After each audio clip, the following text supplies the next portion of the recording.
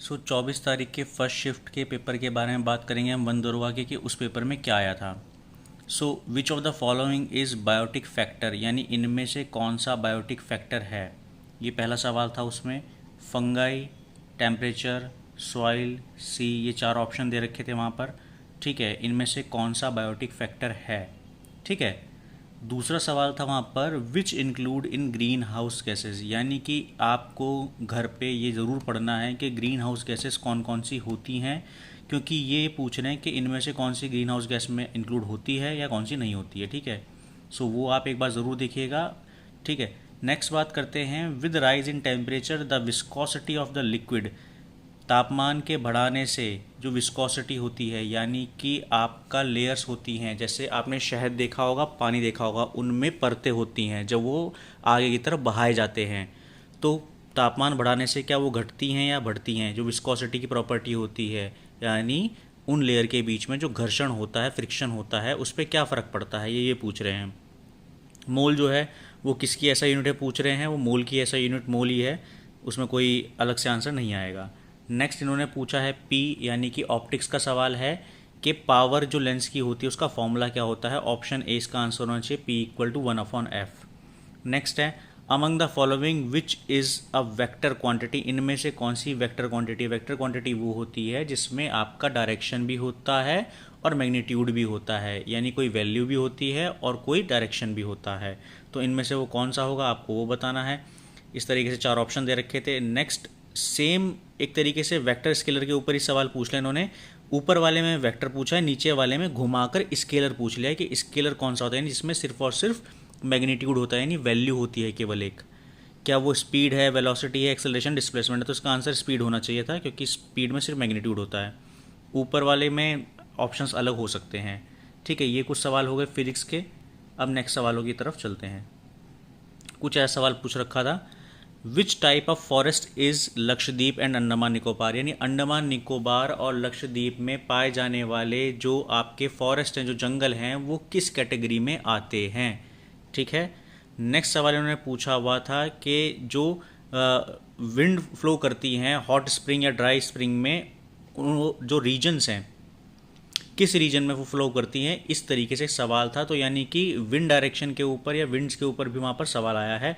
उसके बाद Haber Bosch process के बारे में पूछ रहे हैं। अब अगर किसी को नहीं पता है कि हैबर बॉश प्रोसेस क्या होती है, तो मेरे ख्याल से केमिस्ट्री में फिर उन्होंने कम पढ़ाई करी है, क्योंकि ये बहुत ही बेसिक एनसीईआरटी का ही सवाल पूछा गया है। हैबर बॉश बेसिकली होता है नाइट्रोजन फिक्सेशन के लिए या फिर अमोनिया जनरेशन के लिए, NH3 बनाने के लिए हैबर बॉश प्रोसेस का इस्तेमाल करा जाता है।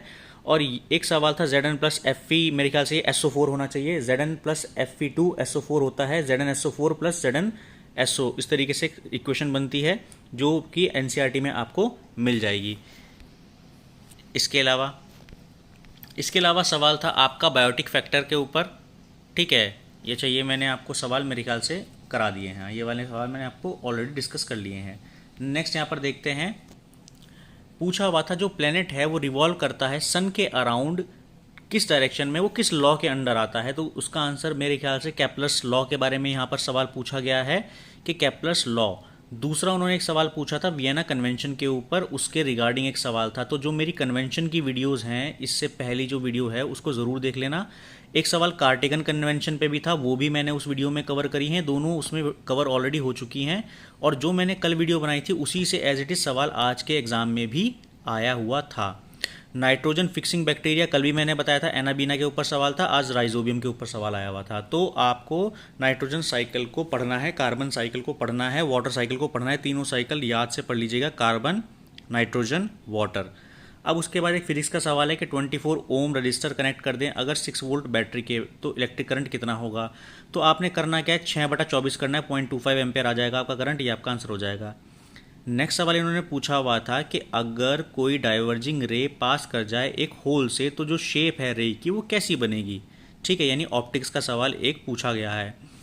उसके बाद इन्होंने सवाल पूछा है रजिस्टर के ऊपर कि अगर रजिस्टर्स को सीरीज में कनेक्ट कर दें, या फिर एक सवाल आपसे अगले एग्जाम से पैरेलल के ऊपर भी आ सकता है। सीरीज़ की क्या इक्वेशन बनती है और पैरेलल की क्या इक्वेशन बनती है वो आप याद से उसके ऊपर एक दो न्यूमेरिकल कर लें, 1/r + 1/r + 1/r, इस तरीके से जो इक्वेशंस बनती हैं उसको ज़रूर फिजिक्स में एक बार उस पर सवाल लगा लें ताकि आपको दिक्कत ना हो कल। सोनिक बूम के बारे में बात करें तो सोनिक बूम साउंड कब प्रोड्यूस होता है, वो तब प्रोड्यूस होता है जब जेट जो है वो आपका साउंड की स्पीड को मल्टी टाइम क्रॉस कर जाए और आपका एयर को चीरते हुए निकल जाए, तब इस तरह का आपका पीछे की तरफ वाइब्रेशंस क्रिएट होती हैं जो खिड़कियों को फड़फड़ा देती हैं। ठीक है, ये पूछा हुआ था कि जू प्लैंक्टॉन्स क्या होते हैं, क्या वो कंज्यूमर्स हैं, प्रोड्यूसर्स हैं, डिकम्पोजर्स हैं, ऑटोट्रॉप्स हैं। तो जू प्लैंक्टॉन्स जो होते हैं या फाइटो प्लैंक्टॉन्स जो होते हैं ये पूछे हैं कि खुद का खाना बनाते हैं या किसी पे निर्भर हैं। इस तरह का सवाल जू प्लैंक्टॉन से पूछा गया था। ठीक है, चलिए नेक्स्ट। अब एक सवाल इन्होंने पूछा था कि यूनेस्को की वर्ल्ड हेरिटेज जो साइट है आपका वो कौन सी है, यानी कि यूनेस्को की जो वर्ल्ड हेरिटेज साइट भारत में है उनको आपको एक बार आंखों में निकाल लेना है कि इम्पॉर्टेंट वर्ल्ड हेरिटेज साइट जो इंडिया में है यूनेस्को की वो कौन कौन सी हैं।